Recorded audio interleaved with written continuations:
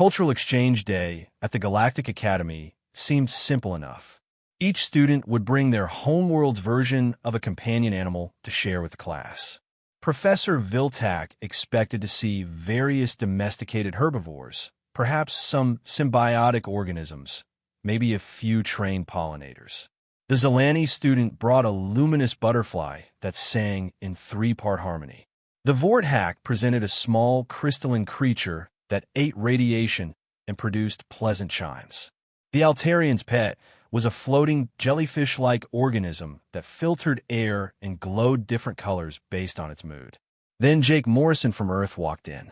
The entire classroom scrambled backward, desks overturning, as 6 feet of striped muscle and fangs padded through the door. The Siberian tiger's amber eyes surveyed the room with the casual interest of an apex predator that knew it sat at the top of every food chain. "This is Sasha," Jake said cheerfully, as if he hadn't just brought death incarnate to show and tell. "She's a rescue." Professor Viltak's tentacles had gone rigid with terror. That is a tiger, yeah. Panthera tigris. Isn't she beautiful?" Jake scratched behind Sasha's ears. The massive cat leaned into his hand, purring, a sound like distant thunder that made every prey instinct in the room scream. "Beautiful," shrieked Creamy, the avian Ashani student who'd literally flown to the ceiling. "It has teeth designed for crushing spines." "Well," Jake admitted, "but she mostly uses them for eating chicken and the occasional watermelon. She loves watermelons." Sasha chose that moment to yawn, displaying fangs that could punch through armor plating. Several students whimpered. Mr. Morrison, Professor Viltak managed. The assignment was to bring a pet, a companion animal, not a... Grandmother was rescued from poachers. "You breed them." The Gorthak student, despite being 9 feet tall and covered in natural armor, had pressed himself into the corner. "On purpose." "Sure. Sasha's technically my emotional support animal." Jake pulled out official documentation. "See? Certified and everything." "Emotional support?" Professor Viltak's voice cracked. "What emotion does a tiger support?" "Confidence, mostly." Jake sat cross-legged on the floor. Sasha immediately flopped down beside him, rolling on her back. Hard to have anxiety when you're scratching a tiger's belly. To everyone's horror, Jake did exactly that. The tiger's purr intensified, one massive paw batting playfully at his hand. Playfully, with claws that could disembowel most species in the room.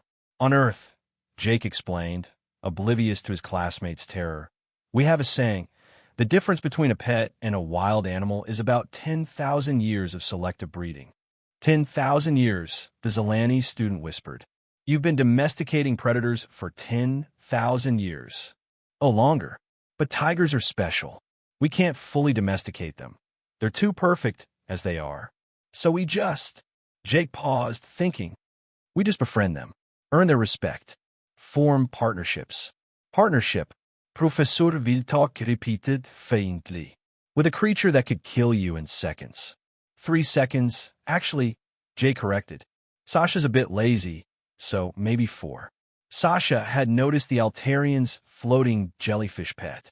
Her eyes tracked it with the focused intensity of a hunter. The jellyfish, despite having no eyes, somehow conveyed pure terror. "No, Sasha," Jake said firmly. "Not food. Friend." The tiger huffed but stopped tracking the jellyfish. She laid her massive head on Jake's lap instead. "She listens to you," the Vorthak observed. "Usually. She's still a cat, though. Yesterday, she knocked everything off my desk just to watch it fall. Then sat in a box my textbooks came in." "Your apex predator sits in boxes?" "Every cat does. From house cats to tigers. Boxes are universally irresistible to felines." The class spent the remaining time at maximum distance, watching Jake demonstrate how his pet could play fetch, terrifying, do tricks, nightmarish, and cuddle, incomprehensible. When the bell rang, Jake stood up. "Come on, Sasha. Lunchtime." As they left, Professor Viltak updated the cultural database. Humans will pack bond with anything, including their own predators. Especially their own predators. Approach with extreme caution and possibly treats.